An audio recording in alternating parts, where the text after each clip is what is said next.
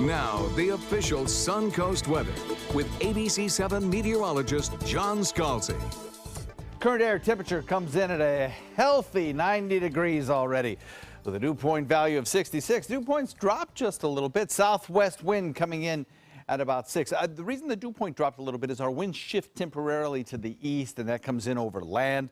But those dew points will climb back up now that we have a more westerly component to the wind established due to a little bit of sea breeze starting and a southerly component as well. We have some high-level clouds out there, but not enough to block the sun, so plenty of sunshine around. Should boost our temperature another couple of degrees, I think, now that that westerly wind is established. It'll probably hold it about there. 89 degrees Lakewood Ranch, 90 in Parrish and Bradenton, 84 Longboat Key, 88 in Venice, 86 degrees in Inglewood. Northport comes in warm as well at 89.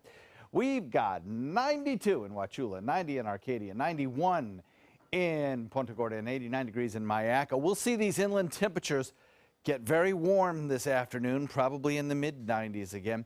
And the humidity values are going to be high enough that I don't think we're going to have a red flag warning across the region today. But the fire danger is still high, especially with these high temperature readings. One of the reasons we're getting these high temperatures is because of a big ridge of high pressure, which tends to suppress our rain showers, as is the case right now.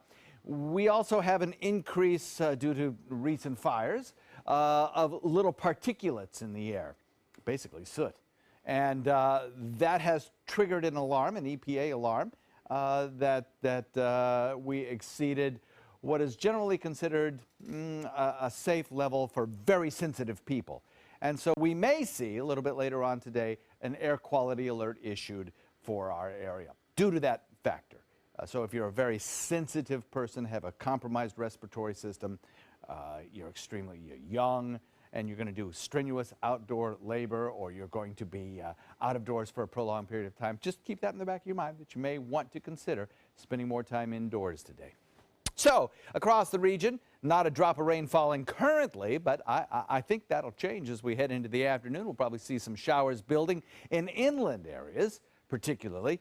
Not so much along the coast today, though we are getting some pretty good coastal showers up around the Louisiana Delta region. Big, heavy thunderstorm activity there. It's trailing up in toward the Atlanta area and then back toward the Delmarva. This whole system is just not moving all that much, at least not much north to south. The systems, the showers are just kind of riding right along the railroad tracks of that line and not heading in any particular direction. We have a stalled front there that is just going to linger for a couple of days. We also have another frontal boundary kind of carving its way southward and a big ridge of high pressure back beyond that.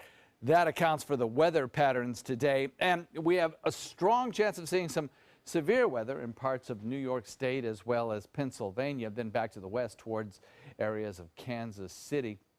Otherwise, standard kind of thunderstorm activity anticipated, particularly for the state of Florida. If you see any, and it would be in inland areas, it will be non-severe in nature, most likely. So the fire danger, as I mentioned, is still high, though we don't have red flag warnings because there's just going to be too much humidity in the air to trigger a red flag warning. But certainly the chance of a wildfire starting and then rapidly spreading is still high in many locations. This forecast model shows, again today, Hardee, DeSoto, Charlotte County, all in the high category, and Manatee County continues to be in the very high category. Sarasota still escaping with low. But as far as the actual numbers go, yesterday Sarasota was in the high, so this forecast model may actually be underestimating Sarasota's fire danger. Double areas of troughiness continue to kind of chip away at this high pressure ridge, and as it moves into the Atlantic and our winds shift southeast, low level moisture increases across the state, and that will eventually bring us a better rain chance as we head into the end of the work week. About a 50% chance then, and those showers which build inland will move toward the coast, so everybody gets a chance of rain. Hot, humid today, Scott, but hopefully at least inland areas will get a little bit of rainfall.